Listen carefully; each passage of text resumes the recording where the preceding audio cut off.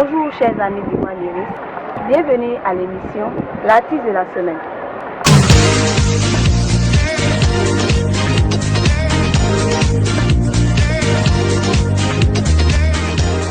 Pour cette semaine, nous allons vous présenter un jeune artiste talentueux, son nom Raman Go.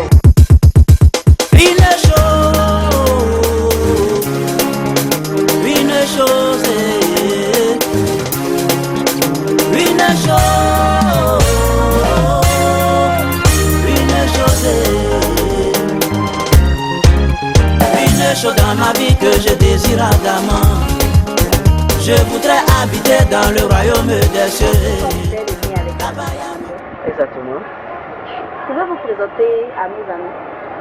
Oui, vous êtes avec Ramango. Ramango vient du nom Ngoran Armand. Le prénom Ngoran Kwame Armand.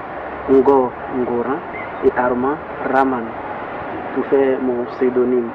Je suis musicien, sortant de l'INSAC, à l'Institut national des relations culturelles. Et j'ai parti de la musique, là-bas j'ai opté surtout pour la musique africaine, pour faire un peu la promotion de notre valeur, c'est-à-dire permettre aux gens d'aller à la découverte de nos sources. Raman, dites-nous, d'où est venue l'inspiration de faire la musique? Excellente question. Ça, je vais aller de mon bas âge jusqu'à maintenant. Je ne vais pas être long, ne vous inquiétez pas. Vous savez, il y a beaucoup de choses qui nous entourent. Et parmi ces choses-là, il y a une chose que nous aimons, que nous apprécions, que nous voulons avoir à notre portée. Et c'est ce que moi j'ai opté pour la musique. Quand j'étais petit, j'ai vu des footballeurs, j'ai vu des musiciens, j'ai vu des forgerons, j'ai vu plein de personnes qui faisaient des choses extraordinaires, des sculpteurs. Mais moi j'ai aimé la musique. Parce que quand je regarde et quand j'écoute aussi, c'est la seule chose qui m'a impressionné, c'est mélodieux. Donc moi j'ai décidé de m'adonner à ça. Et depuis mon enfance, je ne fais que chanter. Quand il y a des petits concours à l'église, je participe. Et à partir de là, je n'ai pas arrêté jusqu'à aujourd'hui. Peut-être qu'il y a un artiste qui vous a influencé. Ça va dire un artiste qui m'a influencé. Vous savez, dans le temps, il y avait des émissions qui passaient à la télé, donc on suivait tout ça. Il y a tout ça qui m'a influencé, mais si je veux dire le nom de quelqu'un, c'est lorsque j'ai évolué, c'est-à-dire lorsque j'ai grandi, je vais rentrer dans la musique contemporaine. Aujourd'hui, quand j'écoute Onen Mala, ça m'inspire. Quand j'écoute Sombi, ça m'inspire. Quand j'écoute El Patron, ça m'inspire. La raison pour laquelle mes textes que je compose, lorsque je suis en train de m'exprimer quelque part, les gens pensent que c'est l'un de ces artistes-là. Alors qu'à cause de les écouter, ils m'ont inspiré et ils m'ont donné aussi l'envie de faire des compositions. Voilà. Quel genre musical vous avez choisi d'embrasser? Je l'avais dit un peu au début que dans l'INSAC j'avais opté pour la musique africaine. Mais comme je fais de la variété, cette musique africaine-là, je la pratique dans plusieurs genres musicaux que vous connaissez. Même si je fais du zouglou, on sent un peu l'instrument africain dedans. Même si je fais du reggae et d'autres styles, je pratique l'instrument africain. Ceux qui écoutent mes yeux en plus faire la remarque. Mais pour être encore bref, il faut dire que je me focalise surtout sur le zouglou raga. Sur le zouglou raga, combiné pour les deux styles dans lesquels je me sens pour sortir quelque chose de nouveau à la nation ivoirienne, sinon au monde entier. Combien d'albums avez-vous à votre actif? À vrai dire, je suis à ma première œuvre.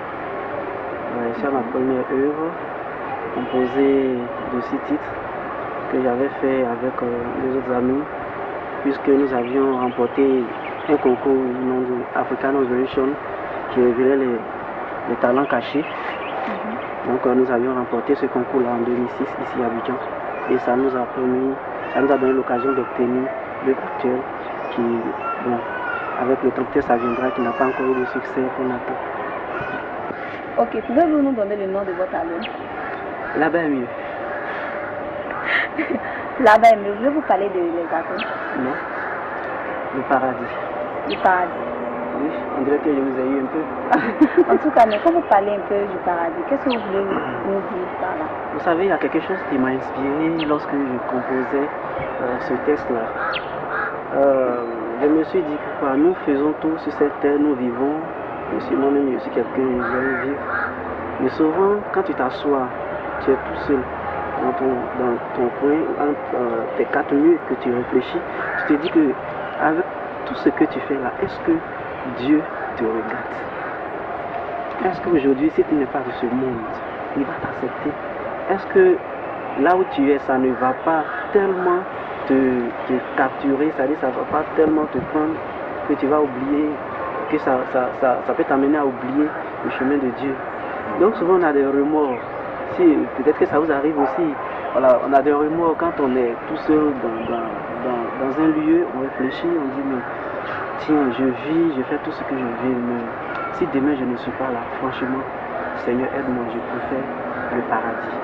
Voilà pourquoi dans le morceau, vous verrez, le refrain à chaque fois dit là-bas est mieux, là-bas est mieux. Après avoir quitté ce monde, je ne souhaite pas être au paradis, puisque nous tous, nous savons bel et bien que Dieu existe. Qui veut aller en enfer? Personne. Donc je fais partie de ces personnes-là qui veulent aller au paradis. Et j'implore l'aide de Dieu pour que je puisse être parmi ceux qu'il va choisir. Ce lieu assez intéressant, avec la vie éternelle, tout ça. Donc c'est un peu l'explication du titre que j'ai choisi, là-bas, le paradis est mieux. Là-bas est mieux. Puisque vous avez été à l'INSA, je suppose que vous savez jouer d'un instrument. Évidemment. Et quel est le nom de cet instrument? Bien.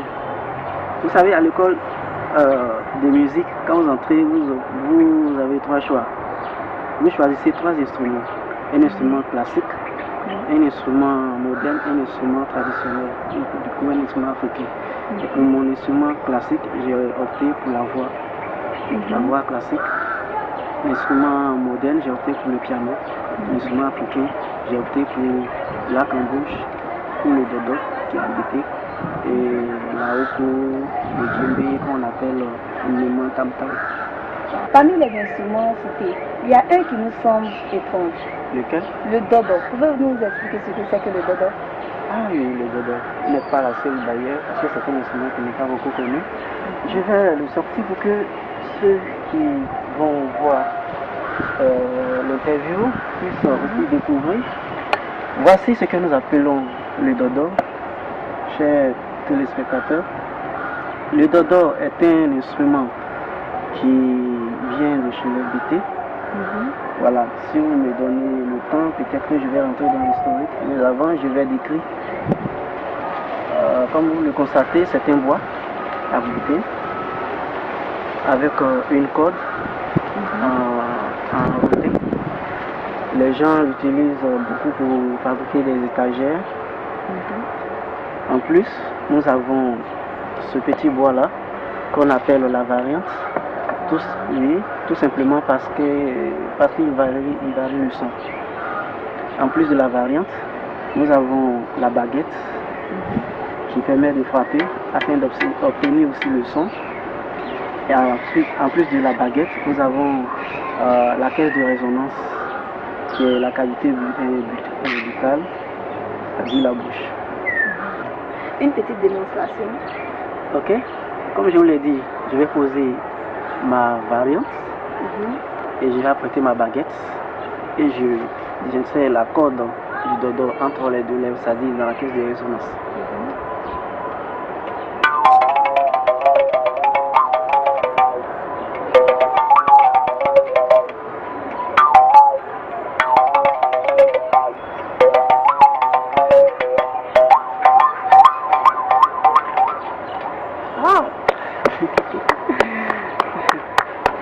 C'est génial ça.